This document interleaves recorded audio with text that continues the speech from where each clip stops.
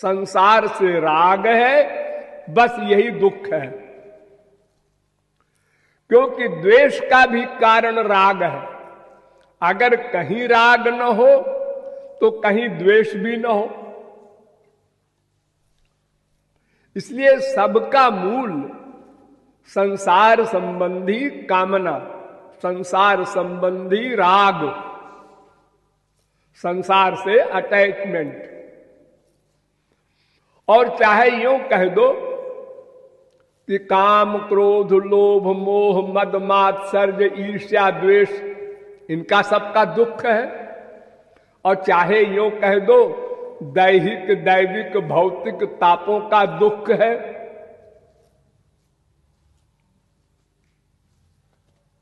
अर्थात अनेक भाषाओं में वो दुख बोला जाता है शास्त्रों में।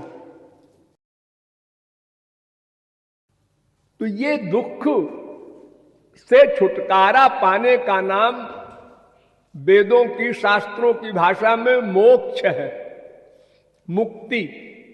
मुक्ति माने छुटकारा पा जाना सदा के लिए, थोड़ी देर के लिए नहीं। थोड़ी देर के लिए तो आप लोगों की मुक्ति हो जाती है।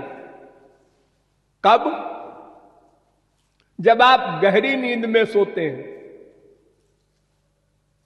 सपना भी नहीं देखते और जागते भी नहीं रहते, सुषुप्ति अवस्था कहते हैं उसको। तो उसमें आप जब सोते हैं तो कोई दुख की फीलिंग नहीं होती, क्योंकि मन का वर्क नहीं होता, मन रहता ही नहीं।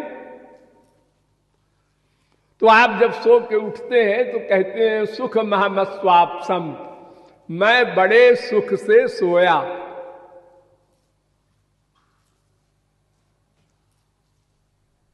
लेकिन जैसे ही आप जागे फिर संसार का राग, द्वेष, काम, क्रोध, लोभ, मोह सब ने घेर लिया। अर्थात ये सब दोष तो अंदर बैठे हैं। थोड़ी देर के लिए वो उन पर आवरण हो गया था, आवरण हट गया, बस फिर वो सामने आ गया। जैसे सूर्य को बादल ढक ले और बादल हट गए, फिर प्रकाश। वो सूर्य गया नहीं, सूर्य हमेशा रहता है, रात में भी रहता है, तारे भी हमेशा रहते हैं, रात में भी रहते हैं। ओट के कारण हमको नहीं दिखाई पड़ते और रात हो जाती है। अब इस समय रात हो रही है, कहीं पर दिन हो रहा है। तमाम देश ऐसे हैं। तो गहरी नींद में, सुषुप्ति अवस्था में दुख निवृत्ति हो जाती है। सबसे बड़ा सुख वही है संसार में। सबको मिलता है फ्री में, बिना पैसे के।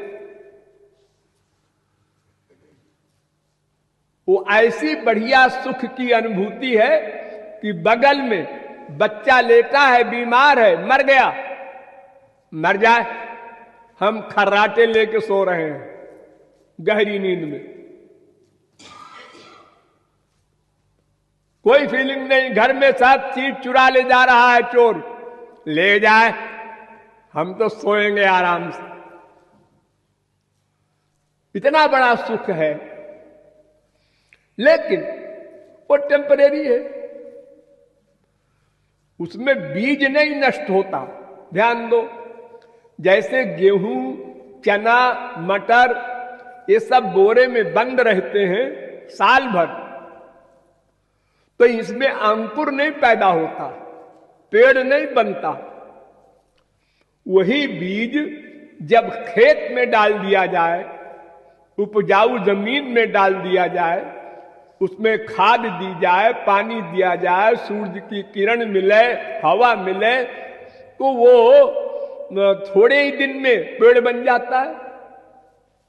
अब कोई कहे क्यों जी, साल भर में तो ये कुछ नहीं बना था, अब कैसे बन गया? इसमें बीज शक्ति थी, वो नष्ट नहीं हुई थी। अब उस बीज को आप भाड़ में डाल दीजिए, तपी हुई बालू में, चबेना बन गया वो चना। अब उस तपे हुए बालू में भुना हुआ चना लैया आप खेत में डालिए, खूब पानी दीजिए, खूब खाद दीजिए, super phosphate, ammonium sulphate, potash. वो बीज नहीं है इसलिए अंकुर नहीं पैदा होगा। तो उसी प्रकार सुषुप्ति अवस्था में ये माया का बीज समाप्त नहीं होता, इसलिए जागते ही फिर सब दोष प्रकट हो जाते हैं। लेकिन मोक्ष होने पर फिर सदा के लिए वे बीज शक्ति नष्ट हो जाती है, माया शक्ति चली जाती है, तो फिर कभी दुख नहीं होता। सदा पश्यंत सूर्य तद विष्णु परमम पदम, वेद कहता है। तो हम जो चाहते हैं वो सदा को दुख निवृत्ति या सदा को आनंद प्राप्ति चाहते हैं।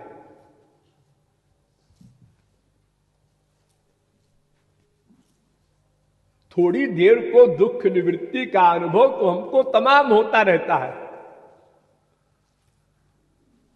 और आनंद प्राप्ति का भी अनुभव होता रहता है, लेकिन वो भी टेम्परेरी और लिमिटेड। दो गड़बड़ी है उसमें, ध्यान दो। अनित्य और सीमित। अनित्य माने सदा नहीं रहता और घटता जाता है, एक सा नहीं रहता। हमने पहला रसगुल्ला खाया, भूख लगी थी तो ज्यादा सुख मिला।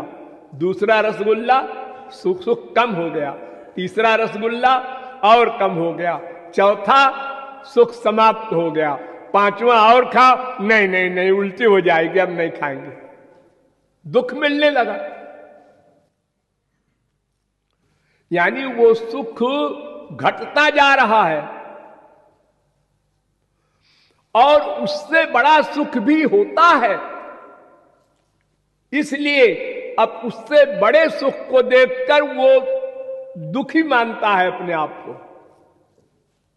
जैसे आपके पास कार है, मारुति कार है, अब आपने किसी की विदेशी गाड़ी देखा, मर्सिडीज देखा, है ये गाड़ी है, हमारी गाड़ी क्या गाड़ी है।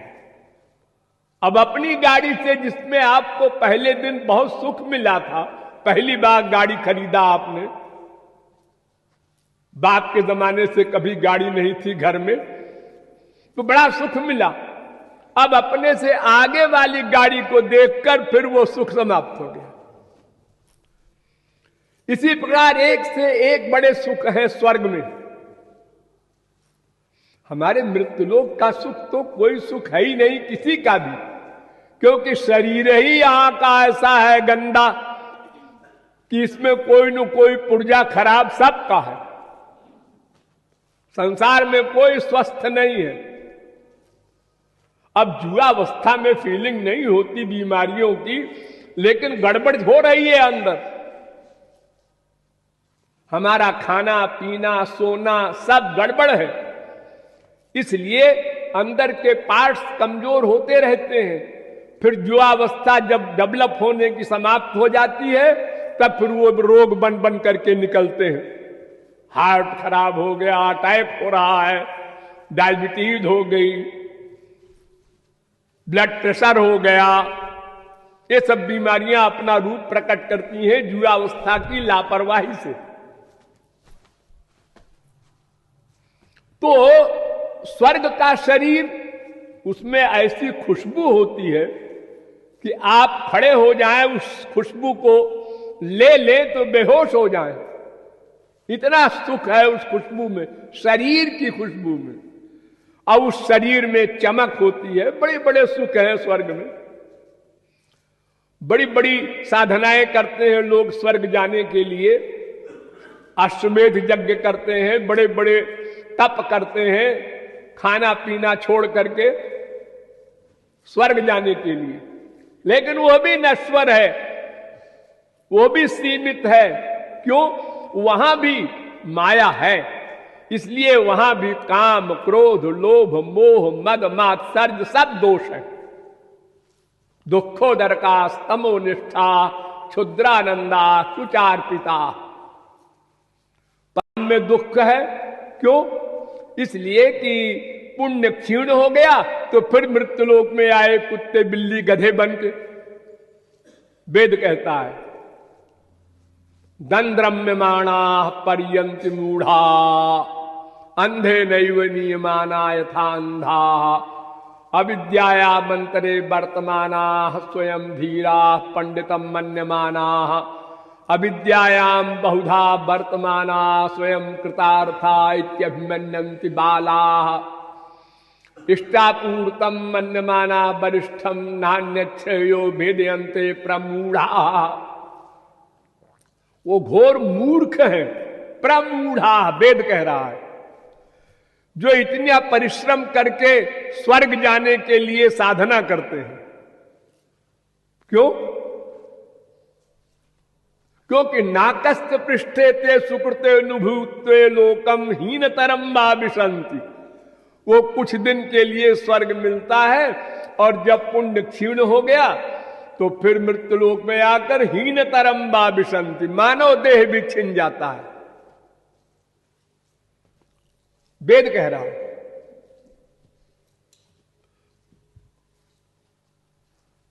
ते तम भुक्त्वा स्वर्गलोकम विशालम क्षीणे पुण्य मर्तलोकम विशंति। गीता कहती है, भगवान ने कहा कि स्वर्गलोक ऐसा है कि जब पुण्य क्षीण हो गया तो मृत्युलोक में चला आया। स्वर्गहु स्वल्प अंत दुखदाई, रामायण।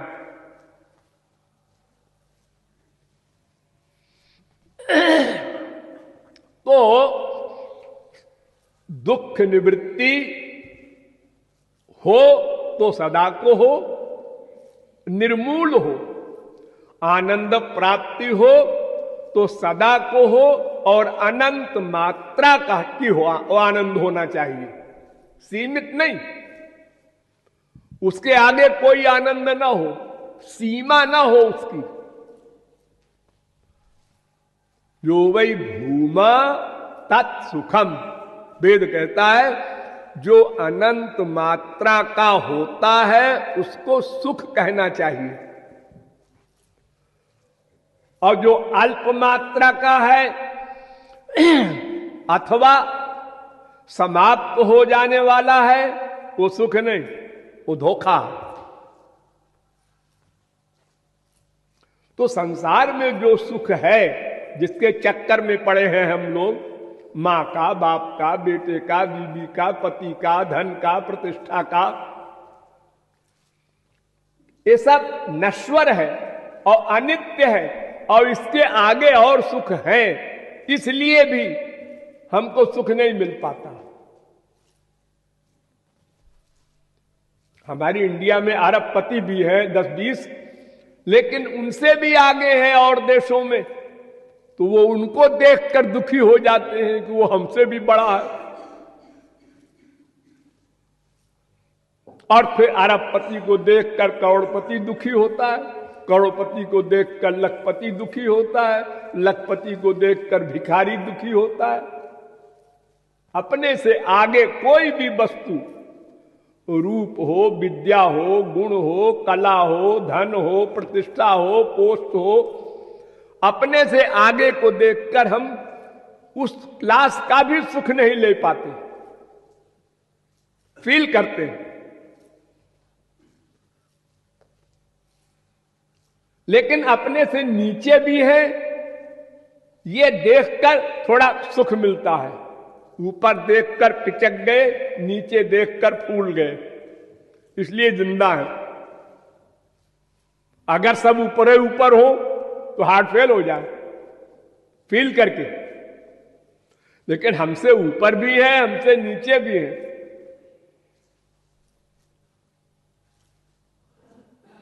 हमारे आंख है, ठीक है, छोटी है तो वो तो काना है, वो तो अंधा है, उससे अच्छे हैं हम। वो हाई स्कूल है, हम बीए हैं। किसी भी चीज में हमसे नीचे लोग हैं और हमसे ऊपर भी हैं। ये दो दशाओं में हम बीच में खड़े हैं, इसलिए जीवित हैं। तो दुख सबको है। स्वर्ग लोक के एंड तक आ ब्रह्म भुवनालोका पुनरावर्ति नोर्जुन, ब्रह्मलोक तक दुख है।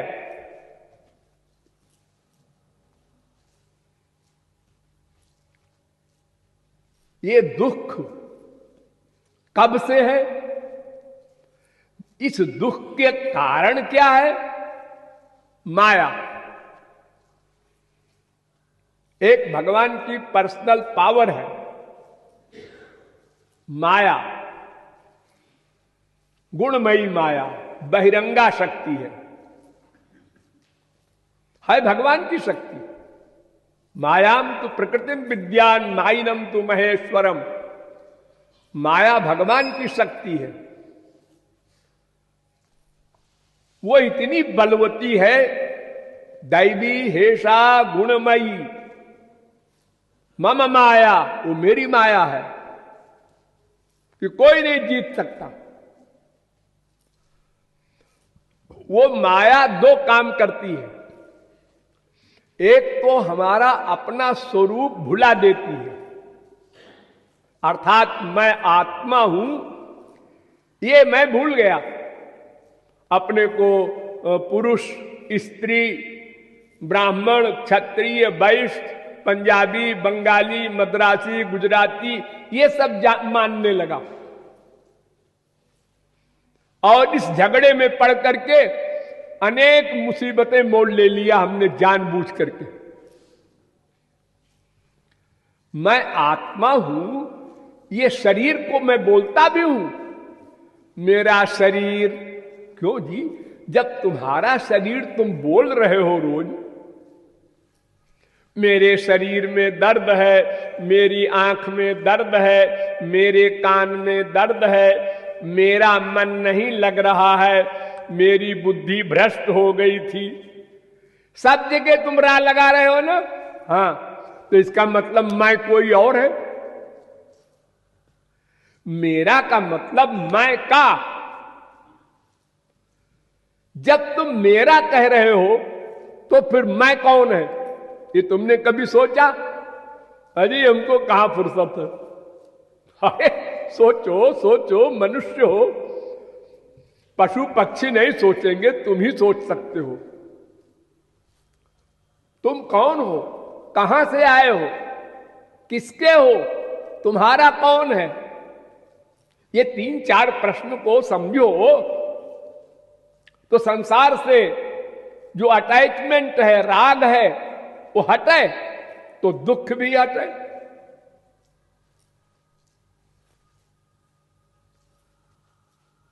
तो जितने भी रोग हैं दुख संबंधी, उन सब का रीजन माया।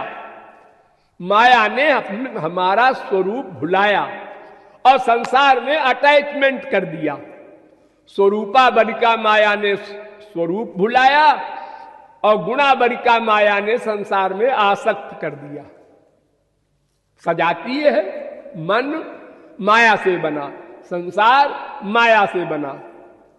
शरीर पंच महाभूत का, संसार पंच महाभूत का, इंद्रियां पंच महाभूत की। इसलिए पंच महाभूत के जगत में नेचुरल आकर्षण हो जाता है, अटैचमेंट हो जाता है।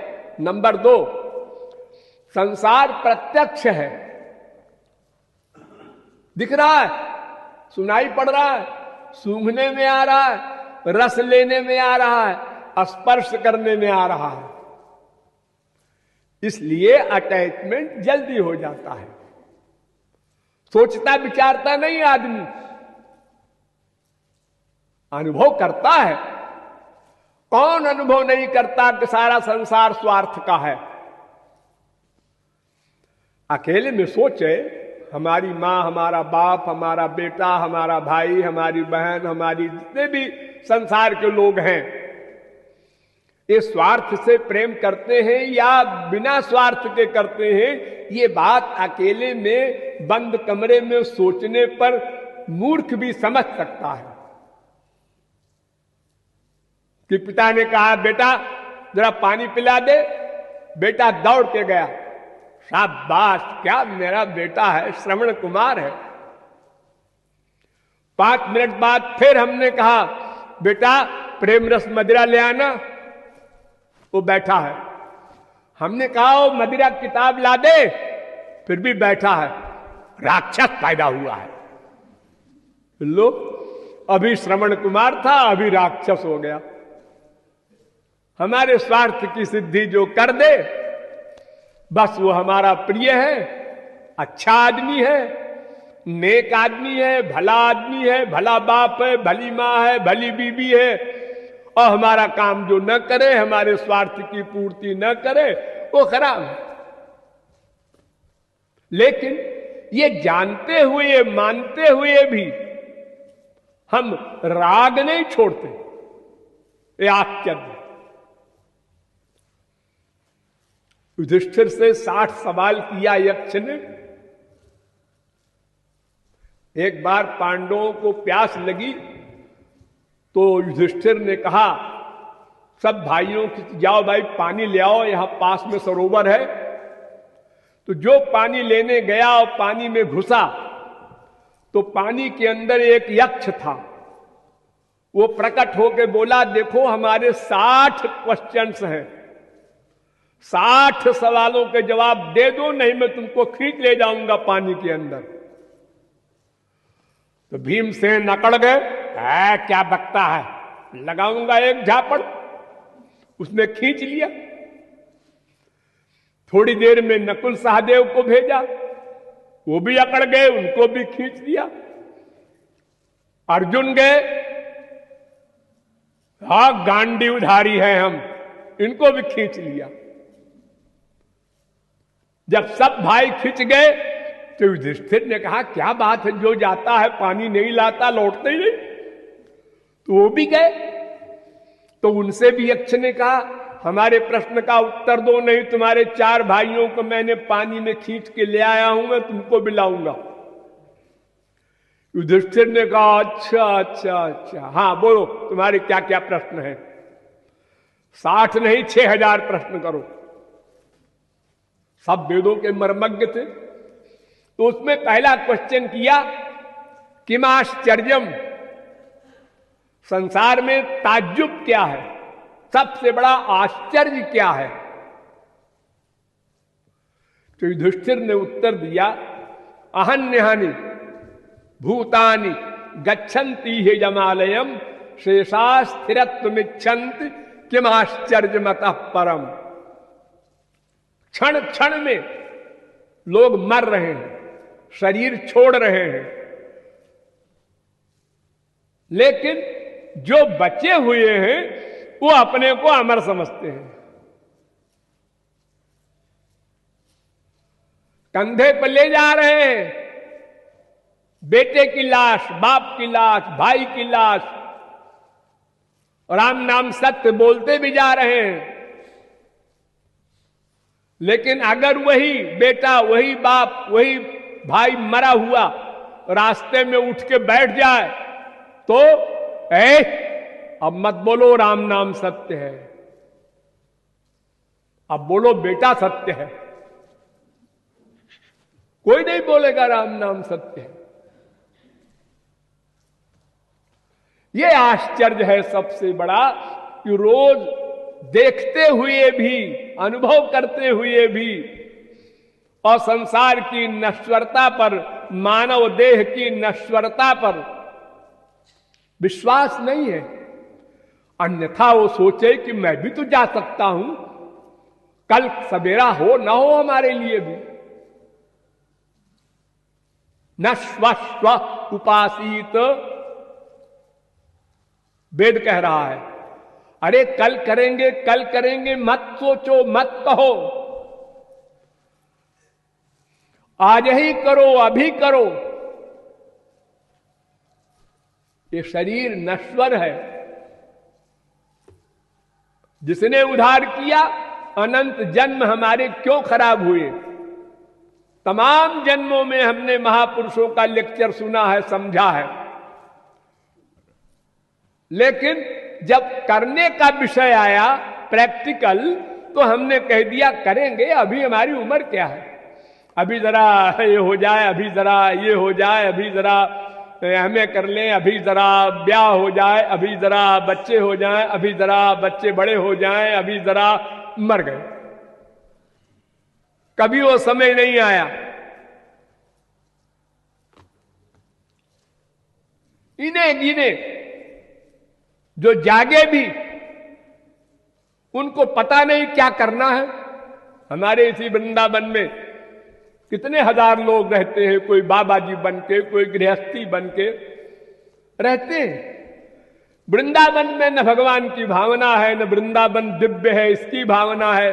वही राग द्वेष, प्रपंच, खाना पीना, सब वही ऐश आराम, वही संसारी बातें जो हम और शहरों में करते रहे, वही यहां भी करते हैं।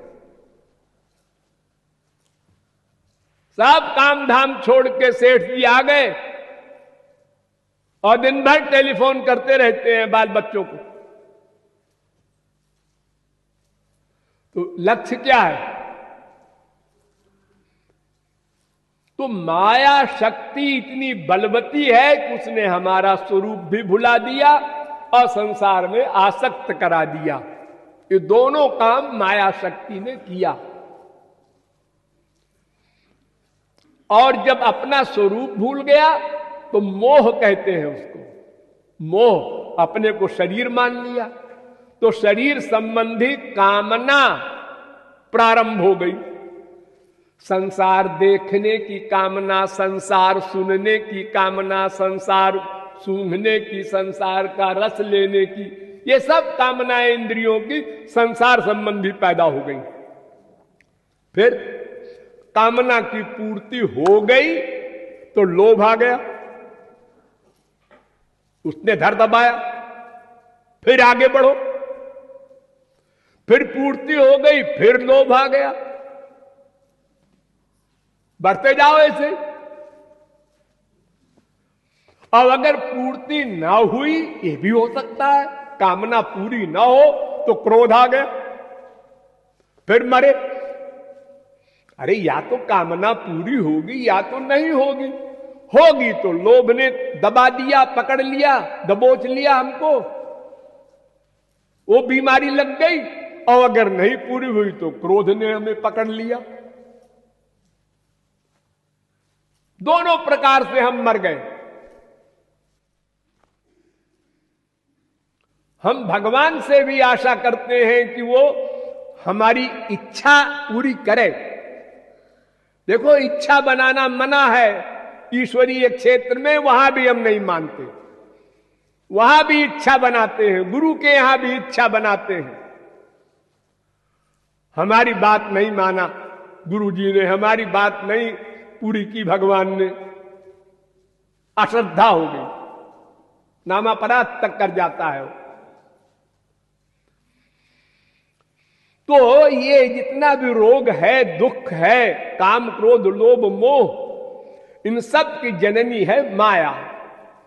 वो माया भगवान की शक्ति है, इसलिए वो हमारी शक्ति के आगे, वो इतनी बड़ी शक्ति है कि हमारी शक्ति कुछ है ही नहीं, समझो नथिंग है। बड़े बड़े योगींद्र मुनींद्र तपस्या करने वाले जो सृष्टि कर देने की सामर्थ्य रखते थे, विश्वामित्र वगैरह, पराशर वगैरह, वे भी माया से मुग्ध हो गए, मुक्त नहीं हो पाए। तो फिर नर पामर करके की बात आ, हम कौन सी पावर लेकर के माया को चैलेंज करेंगे? अरे माया को जीतने का मतलब भगवान को जीतना, यो समझो संक्षेप में। अगर किसी ने किसी साधना से माया को जीत लिया तो इसका मतलब भगवान को जीत लिया। इतनी बलवती है माया। तो जब माया नहीं जाएगी तो दुख भी नहीं जाएगा। दुख निवृत्ति कैसे होगी? और जब दुख निवृत्ति नहीं कर सकते हम तो आनंद प्राप्ति, दिव्यानंद प्राप्ति वो कैसे होगी? होगी फिर बताएंगे हम, आज नहीं कल।